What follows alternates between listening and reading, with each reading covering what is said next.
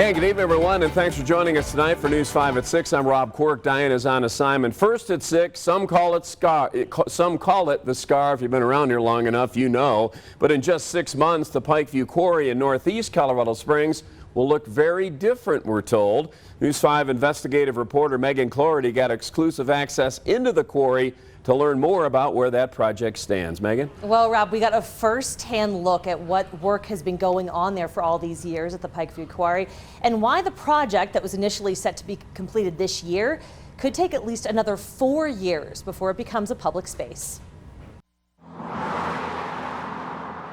In 6 months, the exposed, jagged cuts of red limestone on the face of this mountainside, the so-called scar, will be gone. I believe in 6 months we'll have all of the dirt moved up and you won't see any more of the rubblized slide. Jerry Schnabel oversees the reclamation project at PikeView Quarry. 15 years after a landslide prompted a change of course, he's watched this 150 acres transform from the deep footprint of a working mine into a cleared slope. The work to reclaim this quarry fell into 3 phases. 2 of them are complete. The first and most daunting, Schnabel says, was to fill a 200-foot hole and compact that material to stabilize the mountain and rebuild the slope from the bottom up. To prevent future slides, engineers created underground trench drains that allow water to flow through the mountain to the Douglas watershed. Then crews added another 150 feet of slope to reach what we now see as the scar on the mountainside. The final step is to cover the scar with topsoil and replant native trees and grasses so the quarry site will eventually blend into the natural landscape. The reclamation and replanting of the quarry is funded by the Gidwitz family, who's owned PikeView Quarry since 1972. But it began back in 1903 with the excavation of limestone, and in 1940 was expanded to provide limestone for the concrete used in the building of the U.S. Air Force Academy and 60% of the city itself. The quarry is part of the city's history, but its future has long been a point of contention among residents. I have to ask you, Jerry, I think this project was initially slated to be done at the end of this year, and now we're talking about summer 2026. How did we get there? Inflation hit. That caused some, economic concerns. We had to make certain we had the funding to do this project from front to back. Selecting a contractor was a little difficult during the economic boom that Colorado Springs hit. Everyone was busy, so getting people and equipment and getting even something as simple as a loader after COVID was difficult.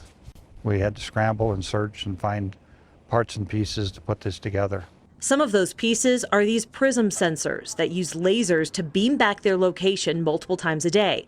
The readings are shared digitally, so if there's any ground shift, engineers are alerted. We've got a very strong test coming up in October that the rainfall that caused the original slide happened in 2008.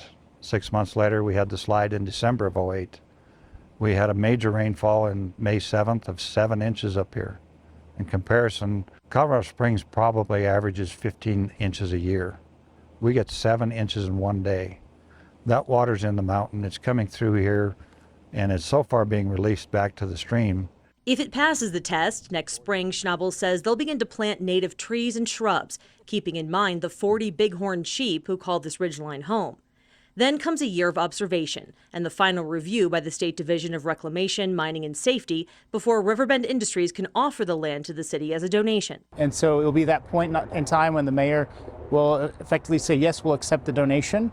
And it would be then in the responsibility of the Parks Department to move forward with any sort of potential development of that for a recreational amenity. David Diedemeyer is a senior landscape architect for the city's Parks Department. He says the future of the land is uncertain. An initial plan proposed years ago to develop the land into a mountain bike park still has to go through the process of public hearings and government approval, which could take years. It'll take time to do the reclamation work properly, and then it'll take time to make sure we understand the community's vision for what a bike park could be or what other recreational amenity could be in that space. This doorstop gets wedged against that slide. Until it's ready to be turned over to the city, likely in the summer of 2026, Schnabel will watch over this land. Now, we mentioned the bighorn sheep. There are about 40 who chose to live at the top of the quarry after the Waldo Canyon fire. Check out KOAA.com to learn more about the sheep and to see some old photos of the PikeView Quarry. Rob? Megan.